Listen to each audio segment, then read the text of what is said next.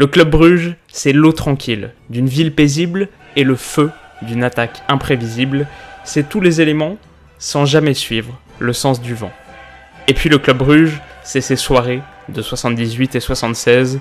C'est la fierté flamande. Et d'un peuple fidèle, c'est peut-être en Europe la plus grande nuit du football belge.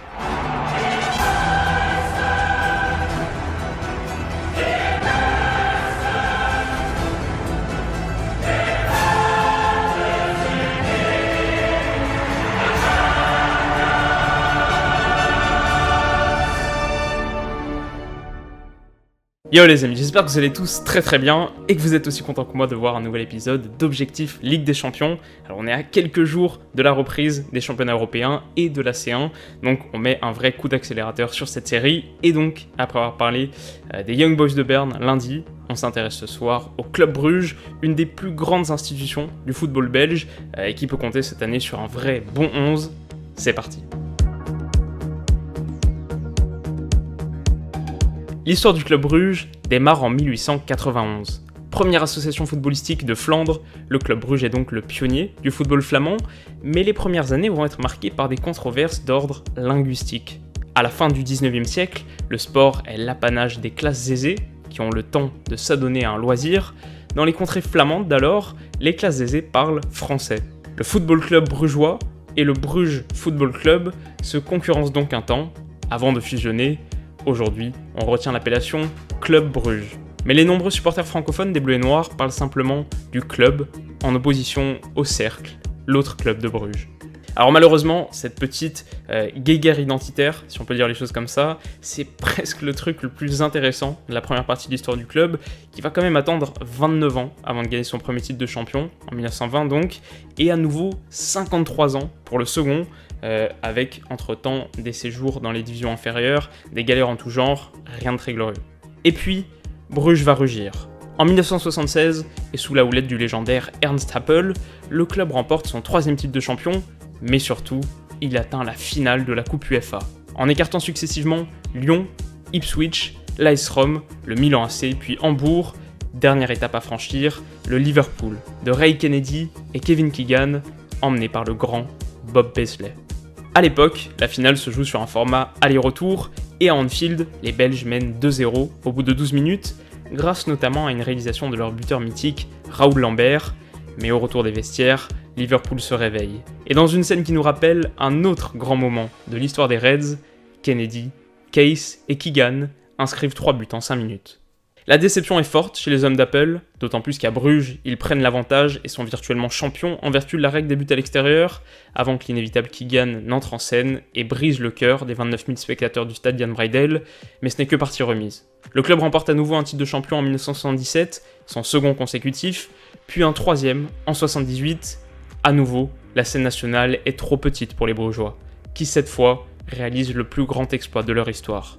En se débarrassant du Panathinaikos, champion de Grèce, de l'Atlético Madrid, champion d'Espagne, et de la Juventus, championne d'Italie, les Bleus et Noirs atteignent la finale de la Coupe d'Europe des clubs champions. Une finale de C1 pour graver à jamais sa place dans le panthéon du football. À nouveau, il reste une marche à franchir, et l'ennemi est familier, Liverpool, encore. Mais à Wembley, et sans Raoul Lambert, forfait pour le plus grand match de l'histoire de son club, Bruges s'incline 1-0. En Flandre, c'est le déchirement, d'autant qu'en 76 et 78, Anderlecht, lui, remporte 2 fois la Coupe d'Europe des vainqueurs de coupe, une plaie qui reste béante dans le cœur des Brugeois, pour lesquels une page se tourne. Alors heureusement, l'après-âge d'or ne sera pas tout à fait terne, les années 90 voient le club remporter 5 titres de champion, et quelques-uns également au tournant du millénaire, et puis l'année dernière, les coéquipiers de Ruud Vormer se sont à nouveau couverts de gloire, en pratiquant un football superbe. On passe donc au 11, qui est conduit par le coach croate Ivan Leko. Ancien milieu de terrain du Hajduk Split et de Malaga, il a également joué 9 saisons en Pro League, d'abord à Bruges, puis à Lokeren. Sous son management et pour sa première saison au club, les Bleus et Noirs ont pratiqué un football résolument offensif, qui les a vus décrocher le 15e titre de champion de leur histoire. Une menace plane néanmoins sur lui, des soupçons de blanchiment d'argent. Pour une affaire remontant à 2015, le club a pour l'instant manifesté son soutien. Dans un système en 3-1-4-2, Stefano Denswil et Benoît Poulain sont des titulaires en puissance. Matej Mitrovic, arrivé cet été en provenance du Beşiktaş, alterne pour l'instant avec Brandon Michel. Carlo Letizia est lui aussi une recrue, et il aura pour objectif de faire mieux que ses prédécesseurs. Le poste de gardien est une faiblesse historique du club rouge. Un peu plus haut, Mats Ritz joue le rôle de clé de voûte. Endurant, il est chargé de boucher les trous d'un bloc qui penche résolument vers l'avant, et sa qualité de relance des 2 pieds est un atout phare du collectif de l'Echo. Devant lui, Van Aken et Vormer complètent ce trio de grande classe. Le premier est un milieu offensif dont la distribution est excellente, mais qui marque également son lot de buts. À 26 ans, il a connu en septembre sa première sélection chez les Diables Rouges. Le second est hollandais, mais il est la star du championnat belge. Capitaine du club, élu meilleur joueur de Pro League en 2018, Vormer est à 30 ans le régulateur de l'entrejeu brugeois, aussi solide sur ses appuis que dangereux en phase offensive. La triplette Ritz, Van Aken, Vormer est une assurance de qualité, la fondation sur laquelle tout repose. Sur le flanc gauche, Arno Gronveld, mieux connu sous le nom de Danjuma, est la révélation du début de saison en Belgique. Ses dribbles chaloupés enflamment les pelouses du Jan Breydel, mais il pourrait ne pas s'y éterniser. Sa frappe surpuissante au Wanda Metropolitano a fait le tour du monde, et il y a quelques jours, il est entré en jeu contre l'Allemagne sous le maillot des Oranges. À 21 ans, il est l'un des grands espoirs du football hollandais. En pointe, le Brésilien Wesley est lui aussi très jeune, mais en 8 matchs de Pro League cette saison, il a déjà inscrit 6 buts et délivré 2 passes décisives, symbole de la puissance de feu des Brugeois. Sur le flanc droit, le titulaire Emmanuel Dennis est blessé et remplacé pour l'instant par Thibaut Vietinck. Le Zimbabwéen Marvelous Nakamba, sur le banc, est un milieu défensif costaud et selon Transfer Market, l'une des plus belles valeurs du club. Enfin, Brandon Bay est à 17 ans un espoir, son temps de jeu sera sûrement limité, barré par le trio Ritz, Van Aken, Vormer, mais on pourrait entendre parler de lui dans les années qui viennent. Bon alors, qu'est-ce que je pense de tout ça ? Bon, déjà je remercie mon ami Jonas qui m'a bien aidé sur Twitter pour comprendre le 11 de Bruges, les choix tactiques de l'Echo, la structure qui sous-tend le 11, alors un grand merci à toi.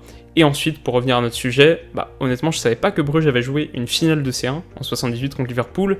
De mon point de vue, au moment de la pesée historique, c'est vraiment le genre de performance qui est significative. Ça fait toujours une finale de C1 de plus que Paris, une finale de C1 de plus que Lyon, et c'est un nouveau rappel de l'humilité qui devrait être la nôtre en Europe. Deuxième chose ensuite, c'est que même si je suis pas vraiment convaincu par l'équilibre défensif du 11 de Bruges, et même de la qualité individuelle de leurs défenseurs, Mitrovic au Beşiktaş par exemple, c'était loin d'être enthousiasmant, mais donc au-delà de ces carences potentielles, il y a quand même de la vraie qualité dans ce groupe. Il y a des vrais bons joueurs au milieu de terrain, Ritz, Van Aken, Vormer, Nakamba, et puis même sur le côté, la pépite Danjuma ou Danjuma, je sais pas exactement comment on dit, mais ça joue bien en foot et c'est beau à voir. Mais mon dernier point, c'est qu'ils peuvent vraiment se mordre les doigts de leur mauvaise entame dans la compétition, en ayant été pas vernis contre Dortmund, en ayant tenu tête à l'Atlético pendant une bonne partie de la rencontre, mais ça fait toujours que 0 points au compteur, et là le retard est beaucoup trop grand pour espérer un accès au 8ème. Par contre, pour l'Europa League, moi je les vois carrément prendre 3 ou 4 points contre Monaco, surtout en ce moment, et donc mon prono c'est qu'ils termineront à la 3ème place du groupe, et qu'on aura l'opportunité de les voir un petit peu plus longtemps en Europa League. Et vous, qu'est-ce que vous en pensez ? Qu'est-ce que vous voyez remporter la poule déjà ? Et ensuite, est-ce que je suis un peu trop optimiste pour le FC Bruges ? Faites-moi savoir tout ça dans les commentaires. Pour être aussi festif que le 12e homme brugeois, Objectif Ligue des Champions a besoin de votre soutien. Alors si cette vidéo vous a plu, n'hésitez pas à mettre un petit pouce bleu, et pour pas rater le prochain épisode, rendez-vous vendredi ou samedi, mais pour pas rater le prochain épisode d'Objectif Ligue des Champions, vous pouvez comme d'habitude vous abonner à la chaîne. En attendant, on se retrouve très très vite, passez une superbe après-midi, une très bonne soirée, bisous.